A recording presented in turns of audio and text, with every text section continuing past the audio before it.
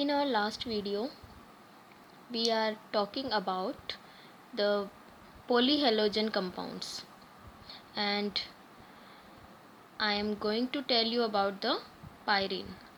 Pyrene is CCl4 carbon tetrachloride or tetrachloromethane, and it is widely used as a solvent, spot remover, and fire extinguisher, and some effects that it causes, like liver cancer, dizziness, nausea, vomiting, and ozone depletion.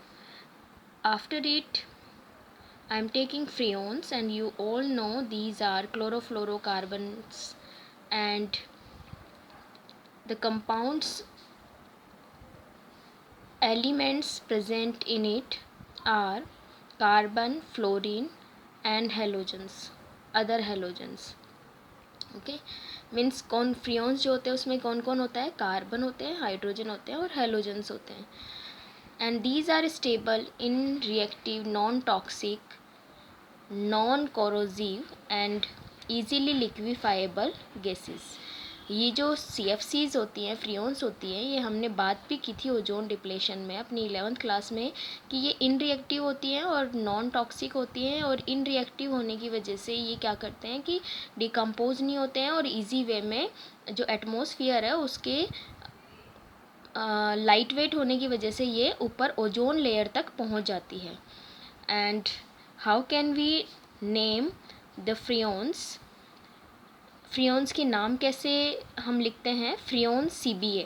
Here C is number of carbon -1. अगर हम number of carbon में से एक minus कर देते हैं तो यहाँ पे उस नंबर को लिखना होता है. B means number of hydrogen +1. Hydrogen की संख्या देखकर उसमें +1 ऐड करके यहाँ पे वो नंबर लिख दिया जाता है. And A means number of fluorine, और यहाँ पर A के स्पेस पे नंबर ऑफ फ्लोरीन लिख दिया जाता है. जैसे कि CFCl3 है तो CFCl3 का मीनिंग क्या हो जाएगा? Freon, carbon -1.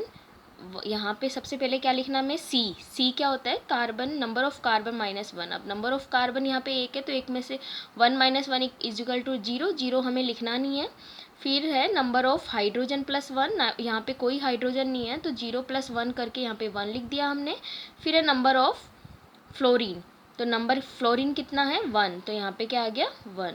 इसी तरीके से ये एग्जाम्पल आप देख लीजिएगा. फिर हमने प्रिपरेशन मेथड लिखी है. यहाँ पे प्रिपरेशन मेथड में क्या है कि CCl4 की रिएक्शन यानी कार्बन टेट्राक्लोराइड की रिएक्शन हाइड्रोजन फ्लोराइड से कराते हैं एंटीमनी क्लोराइड की प्रेजेंस में, तो CCl3F मीन्स फ्लोरिन्स बनते हैं.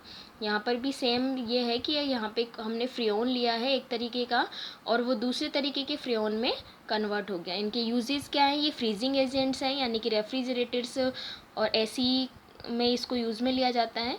और इफ़ेक्ट्स क्या होते हैं इसके कि ये ओजोन डिप्लेशन करता है.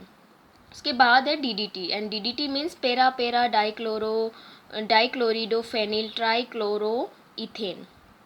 ठीक है, अब देखिए इसका ये बनता कैसे. क्लोरल लिया है यहाँ पे हमने, ये रहा क्लोरल Cl3CCHO, इसका नाम होता है क्लोरल. ओके इसका IUPAC नेम लिख कर देखना आप लोग. और यहाँ पे मैंने लिए हैं 2 मोलिक्यूल क्लोरोबेंजीन के, तो यहाँ से इस तरीके से H2O रिमूव हो जाता है और इस तरीके से ये बनता है DDT. अब DDT का नाम कैसे आया?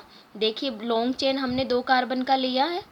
ठीक है, अब ये इथेन हो गया पेरेंट चेन तो, और यहाँ पे ये Cl3 हो गए इसके फंक्शनल ग्रुप, और ये जो है 2 वो हमने ले ली ब्रांच.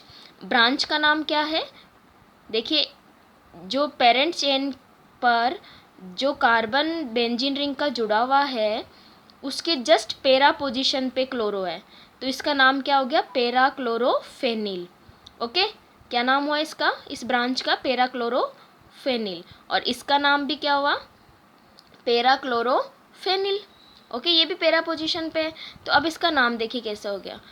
फेनिल का P और C पहले आता है तो यहाँ पे 1 दे दिया हमने, यहाँ पे 2 दिया है. ठीक है, अब इसका नाम कैसे हो गया? पेरा डाइक्लोरो. ओके पेरा डाइक्लोरोफेनिल ट्राइक्लोरोइथेन. ओके ट्राइक्लोरोइथेन. ठीक है, अब इसके यूजेस क्या हैं? ये जो है वो इंसेक्टिसाइड्स में, आपको याद हो तो डीडीटी, जब मलेरिया हुआ था या जो डिजीज़ फैली थी बहुत टाइम पहले, तो डीडी जो मच्छर थे उनको मारने के लिए डीडीटी का स्प्रे किया जाता था। लेकिन ये क्या होता है, ये पॉइजनस होता है, नॉन बायोडिग्रेडेबल होता है। तो नॉन बायोडिग्रेडेबल होने की वजह से क्या होता है कि ये पोल्यूशन का काम, पोल्यूटेंट्स के जैसे हार्म करता है और नेचर में पॉल्यूशन करता है। तो इसकी वजह से इसको अवॉइड कर दिया गया, बैन कर दिया गया। और इसको जो है पॉल मुलर ने डिस्कवर किया था, और पॉल मुलर ने इसको डिस्कवर किया था, उसके लिए उसको मेडिसिन और फिजियोलॉजी में नोबेल प्राइज़ भी मिला था। उसके बाद एक इम्पॉर्टेंट रिएक्शन है जो हम नेक्स्ट चैप्टर में भी पढ़ेंगे, वो है रीमा-टिमान रिएक्शन। और रीमा-टिमान रिएक्शन में क्या होता है, फिनोल की रिएक्शन क्लोरोफॉर्म से कराई जाती है बेस की प्रेजेंस में। तो इस तरीके से कंपाउंड बनता है जिसका नाम होता है सैलिसिलैल्डिहाइड। इसका कॉमन नेम है सैलिसिलैल्डिहाइड, जो IUPAC में एज इट इज़ ले लिया गया है। नेक्स्ट रिएक्शन देखियो, यहाँ पे सेम रिएक्शन रिएक्टेंट्स है, बस क्लोरोफॉर्म की जगह क्या ले लिया है हमने, कार्बन टेट्राक्लोराइड। तो क्या बनता है, जैसे इसमें यहाँ पे CHO ग्रुप जुड़ा था क्लोरोफॉर्म की प्रेजेंस में, वैसे यहाँ पे क्या जुड़ेगा, COOH। तो बेंजीन रिंग के ऑर्थो पोजीशन पे कार्बोक्सिलिक और एल्कोहलिक ग्रुप जुड़ा हुआ है, तो उसका नाम होता है सैलिसिलिक एसिड। तो ये हमारा चैप्टर कंप्लीट हो गया, और जो भी डाउट्स है आप पूछ सकते हैं। नेक्स्ट हम नया चैप्टर लेंगे।